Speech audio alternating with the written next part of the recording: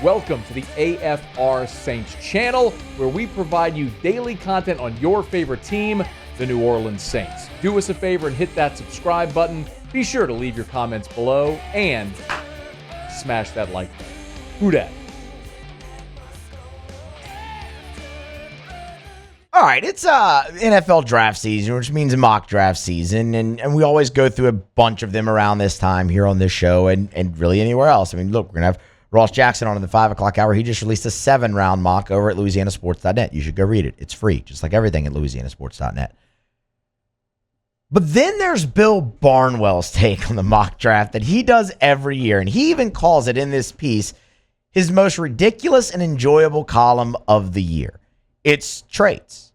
That's all it is. It's not necessarily a player being selected, but it is trade scenarios for each pick that each team could, pursue. Sometimes it involves players, picks. Sometimes it does involve the player that you're selecting and why you're moving up or back or things of that nature. He puts it together using the Jimmy Johnson chart, which NFL teams use to communicate the value of picks. So he uses that and really gets as close to what each selection should be worth. And it gives you a lot of food for thought. It's actually a lot of fun to read through. It's quite fascinating.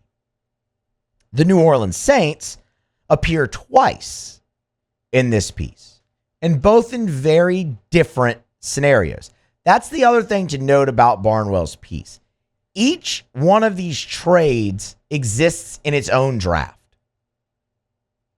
This is not one continuous draft. Each one of these is its own thing. That's why a team like New Orleans can appear twice in it.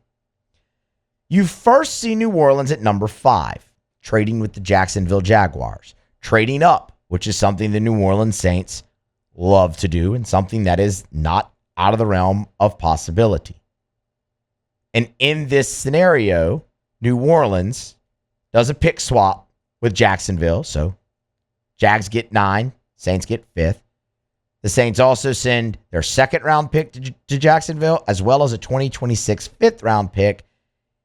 In return, again, the 5th overall pick and a 4th-rounder from Jacksonville in this draft. The object of this, draft Shedeur Sanders. Seeing the Saints move up, absolutely plausible, could happen. Almost expected at some point throughout this draft. Maybe not in the first round. Seeing the Saints move up for a quarterback, well, it would certainly be historic because they've taken one quarterback in the first round of their franchise's history. That was Archie Manning. And as Matt told us last week, they've never even taken one in the 2nd round. So it would be franchise altering. You'd have to make sure that Shedeur is your guy. But I actually would not hate the move. And Bill Barnwell even notes how well he thinks Sanders could fit in Kellen Moore's offense. And one of the reasons I like it is because, and this is going to sound so like, well, duh, all quarterbacks are like that. And not necessarily. Sanders plays his best when he's playing on schedule and on time. And Kellen Moore's offense is one that demands a quarterback to play on time and on schedule. There's a lot of structure to Moore's offense where the ball needs to go here, here, or here. Shedeur Sanders, that could kind of rein him in a little bit for a guy who likes to take the big play, maybe more often than it's really needed. So the fit makes a lot of sense. The talent is there. Would he step in and be a franchise quarterback immediately? I don't know. I'm not a scout. I'm not a talent evaluator. I can't tell you that. Given what many think about this quarterback class as a whole, it's not real deep. There's really Sanders and Cam Ward at the top. And then for some reason, there's this infatuation with Jackson Dart, even though he hasn't played football in a couple months, and now he's thought as a first-round draft pick. Anyway, I like the idea of moving up there to get a quarterback. Doesn't sound like you're going to be able to get all the way up to number 1, because it actually sounds like the Tennessee Titans are going to take Cam Ward. If Shedeur Sanders is there at 5, you move up, potentially with the Jaguars. Yeah. Now, that's a hefty price. It's your first. It's your second. Giving up the 2nd round pick would be a tough one to swallow. But if you draft Sanders and he hits and he is your franchise quarterback, no one cares anymore. There's going to be risk in that move. I think he does fit what Kellen Moore wants to do. So I like that, as we kind of established a few minutes ago. And the raw talent's intriguing as well, to where you can keep developing him going forward and potentially have him in there, as the years go by, just getting better and better and as your franchise quarterback. That's one scenario. And I would endorse it if you believe he's your guy. The other scenario I like a lot more. But the other scenario actually might be less likely than the Saints drafting a quarterback in the first round, which says a lot because, again, they've done it one time. In this scenario, at number 9, Barnwell has the Saints trading back, which we all make jokes about. We all laugh. It's funny. They never do it. I mean, last week, Matt was having to do in the segment talking about the Saints having 9 picks, and I was laughing over there, and he stopped the segment and goes, go ahead, you can say it. You're laughing. Go ahead. I said, they're not making all those picks because they're not making 9 picks. They're going to package them and move up. But what if they didn't? What if Mickey Loomis, who, boy, hasn't he been a dartboard for criticism lately, deservedly so, what if he just broke tendency and decided to live a little and traded back in the draft and did it in the first round? I would love it. Because while the New Orleans Saints need a franchise quarterback, because that's not Derek Carr, and I don't think it's Spencer Rattler, like that guy's not on your team right now. While you need that, and that's one of the most important things, no, not one of, it is the most important thing in the NFL is having your franchise quarterback. The Saints have so many damn holes, they need a lot more than that. They have a depth issue, they have an age issue, they have all those types of issues, and the only way to really correct those is through the draft by getting younger and just getting as many players as you can. And by trading back, you can do that. In this scenario, he has the Saints trading back with the Miami Dolphins. So the Dolphins would get the 9th pick, the Saints would get the 13th. So you're not even moving back that far. Anything you wanted at 9, unless you're moving up for a quarterback, is likely going to be there at 13. And even if it's not, you have options with what you would get in this trade. So pick swap with the Dolphins. They take 9, you take 13. The Saints also get the Dolphins' 2nd round pick and a 5th round pick. All you give up is your pick swap and the 3rd round pick you got in the Marshawn Lattimore trade from Washington. You keep your number of picks and you improve your lot. That would give you 2 second rounders and an additional 5.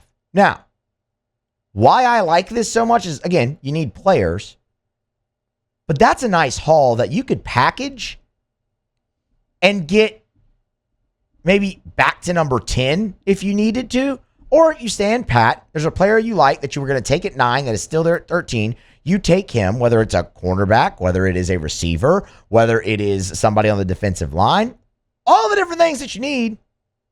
Or, you make that pick, and then maybe you package your 2 second rounders and one of your other 9 picks, or what? Maybe it doesn't have to be the 2 second rounders, but you move back into the 1st round and you can get another player. That is the Saints' best option in this draft. Is to trade back, do it early, and see what if the price is right, make the move, and then see if you can't get back into the 1st round again with what you maneuvered. Then you can trade up.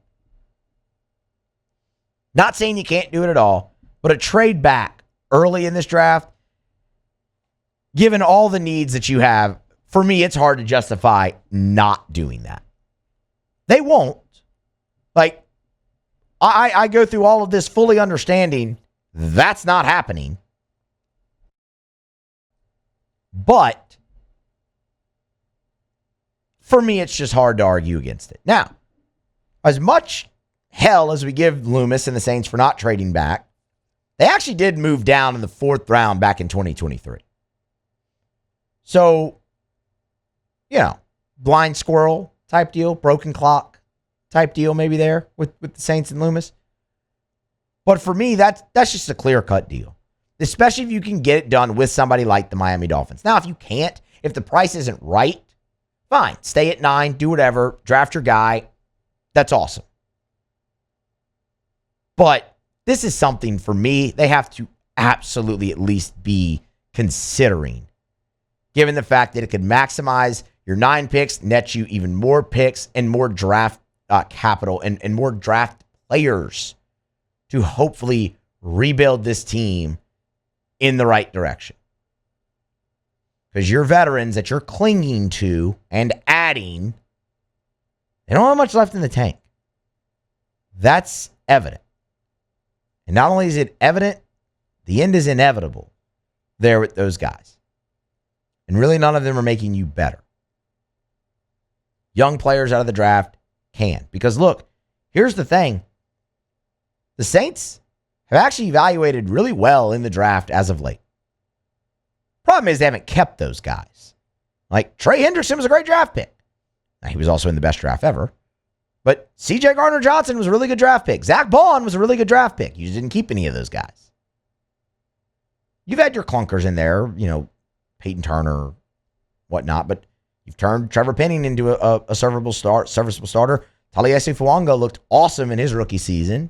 Chris Olave is certainly really good. The concussions are a problem, but the evaluation has been really good in the draft. So yeah, do whatever you can to get even more picks and put the evaluation to good use. See if you can actually rebuild this team. Trade back and do it early. They won't, but they should. Hey, thanks so much for watching. Please leave your comments. I love to interact, and be sure to hit the red subscribe button below.